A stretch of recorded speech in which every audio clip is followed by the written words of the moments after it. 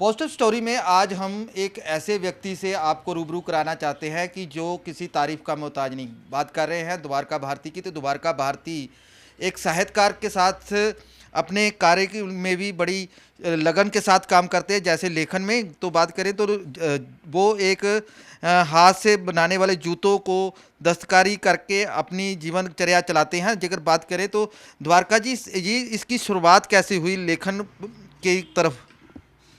जी।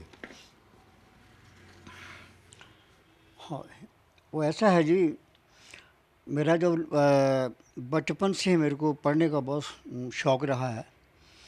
तो अपनी जो मेरी पुस्तकें थी सिलेबस की, लगभग मैं उस वक़्त शायद 8वीं या 7वीं 8वीं के बाद मेरे को पढ़ने का बहुत शौक़ रहा है। जैसे अलग अलग मैगज़ीन हिंदी के हैं, चंदा मामा उन दिनों बहुत चला करता था, और दूसरा ये आपका राजा भैया वगैरह, और जो छोटे जो मैगज़ीन थे बच्चों वाले, तो बहुत पढ़ा करता था। तो उसी के मेरे को लगता है उसी के पढ़ने के शौक़ ने मेरे को जो है वो लेखक बनाया है। द्वारका जी, फिर शुरुआत कैसे हुई? जब पहली पुस्तक कब आई आपकी?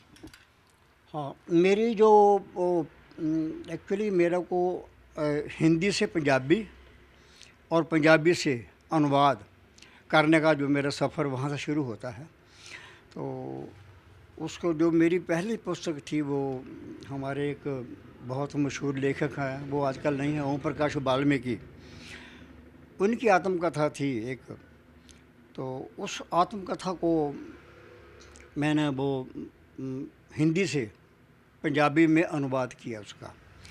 तो बस उसके बाद मेरा फिर जो लेखन का काम, जो मेरी दूसरी पुस्तकें आई हैं अनुवाद की भी, और मेरी संपादित पुस्तकें हैं जो, तो लिखने का जो मेरा रुझान था वो आगे बढ़ता चला गया। जैसे मेरी ये उसके बाद मेरी आत्मकथा आई है, तो वो आपको मैं यहाँ पढ़ी है मेरे पास, मैं आपको, ये हिंदी में है, तो मोती।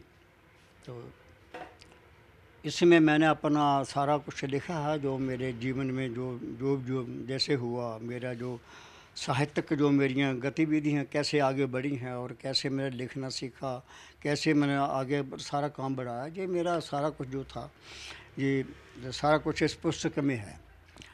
इग्नू यूनिवर्सिटी में भी आपकी एक कविता है एकलव्य। एकलव्य का जन्म कैसे हुआ और वो वहाँ तक कैसे पहुँची? हाँ, ये मेरा जो मेरे अंदर का जो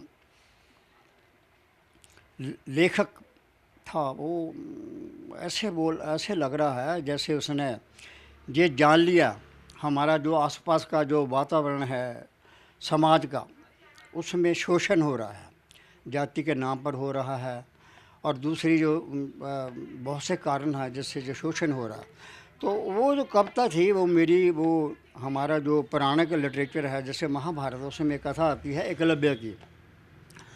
तो कथा के मुताबिक जो एकलव्य का अंगूठा द्रोणाचार्य ने जो उसका जो कटवा लिया था दक्षिण के नाम पर, तो उसी पर मेरी कविता थी भाई, अगर आज ये द्रोणाचार्य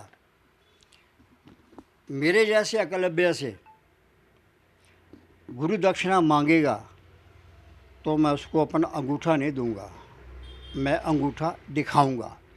तो ये है शोषण के खिलाफ पूरे समाज की जो कृतियाँ हमारे हैं। की बात करें तो आप आज भी आप एक मोची का काम कर रहे हैं, लेकिन कभी सरकार ने आपकी तरफ ध्यान नहीं दिया? क्या सरकार ने कभी आपको आगे बढ़ने का मौका नहीं दिया? आज इसी कार्य को लेकर आप काम कर रहे हैं, अपनी मेहनत कर रहे हो। नहीं, ऐसा नहीं है कुछ भी है। एक्चुअली जो हमारा काम है वो समाज के अंदर विसंगतियाँ हैं उसके खिलाफ है, और सरकार को शायद लगता है भी जो हमारा जो काम है जो उसके काम का नहीं है, तो सरकार उसी पर ध्यान ज़्यादा देती है, जो उसके फेवर में, उसके जो पक्ष में बात करता है। और हमारा जो पूरा लेखन है वो सरकार की जो फैसले हैं उसके विरुद्ध होता है, जो सामाजिक जो हमारे जो वातावरण है उसके ख़िलाफ़ होता है। तो मेरे को लगता है कि सरकार शायद इस बात को ज़्यादा पसंद नहीं करती। अगर पसंद करे तो ज़रूर वो इस और ध्यान दे सकती है। जी। यदि बात करें तो आने वाली कोई पुस्तक ऐसी है जो समाज के लिए हो और दिशा दे सके?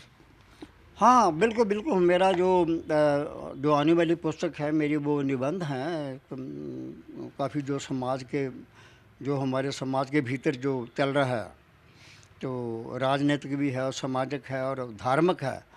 तो धार्मिक अंधविश्वास वगैरह जो है उसके विरुद्ध मेरे लेख हैं, जो पुस्तक आने वाली है। इससे पहले मेरी एक लेखों वाली पुस्तक आई है, तो उसमें कम से कम 30-40 लेख हैं। तो दूसरी पुस्तक भी जो है वो इसी इसी तरह की है, जो हमारा समाज का जो चाल चलन है, जो समाज का जो सोच है उसके खिलाफ है, अंधविश्वास के खिलाफ है, और धार्मिक जो कट्टरता है उसके खिलाफ है। ऐसे उसमें बहुत से निबंध हैं।